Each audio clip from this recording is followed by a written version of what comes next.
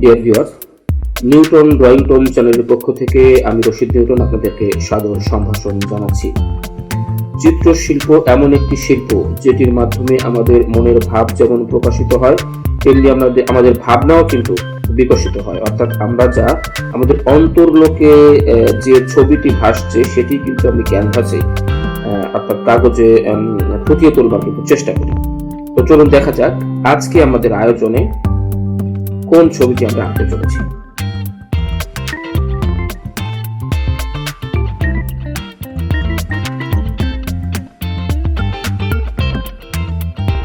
ছবি আঁকার কিন্তু কিছু নিয়ম কানুন রয়েছে।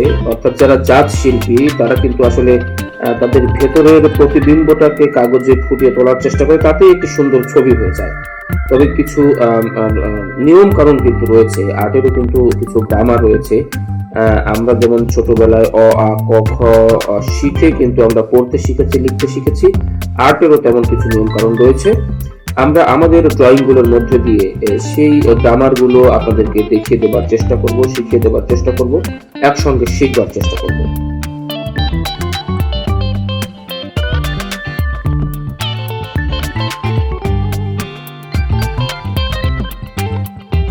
ডিয়ার ভিউয়ার্স, ড্রয়িং এমন একটি শিল্প, অর্থাৎ চিত্রাঙ্কন এমন একটি শিল্প যার মাধ্যমে আমাদের প্রতিভা যেমন বিকশিত হয়, প্রকাশিত হয়, তেমনি আমাদের ভেতরের যে একটি আকুতি, অর্থাৎ মুখের ভাষা ব্যবহার না করেও পেন্সিল, পেন বা রং তুলিতে যে মনের ভাব ব্যক্ত করা যায়, এটি কিন্তু ড্রয়িং এর একটি অন্যতম বৈশিষ্ট্য।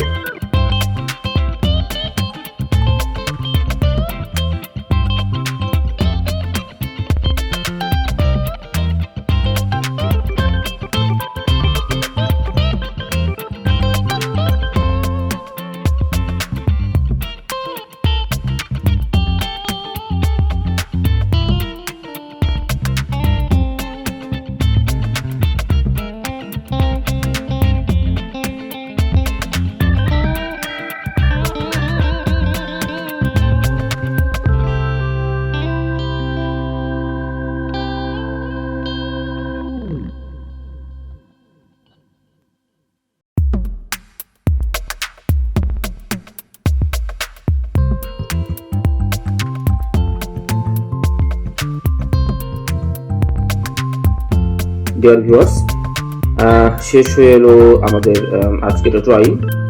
আপনারা দেখতে পেয়েছেন যে ছবিটি আমি এতক্ষণ ধরে আঁকার চেষ্টা করছিলাম সেটি কিছুটা কিন্তু শেপে নিয়ে আসতে পেরেছি। অর্থাৎ নিশ্চয়ই আপনারা বুঝতে পারছেন যে স্টেপ বাই স্টেপ একটি নিয়মতান্ত্রিক ধারাবাহিকতার মধ্য দিয়ে কিন্তু আমরা এই ছবিটি, এই ড্রয়িংটি বা এই চিত্রটি কিন্তু শেষ করবার চেষ্টা করলাম। আর্টের মধ্যে কিছু গ্রামার রয়েছে, কিছু নিয়ম কানুন রয়েছে যেগুলো জানলে আসলে ড্রয়িংটা ভীষণ সহজতর হয়ে ওঠে এবং অত্যন্ত জীবন ঘনিষ্ঠ বা জীবন্ত মনে হয় সেই ড্রয়িংটি। তো আপনাদের কেমন লাগলো জানি না, যদি ভালো লেগে থাকে লাইক কমেন্ট করে আমাকে উৎসাহিত করবেন। সবাইকে অনেক ধন্যবাদ।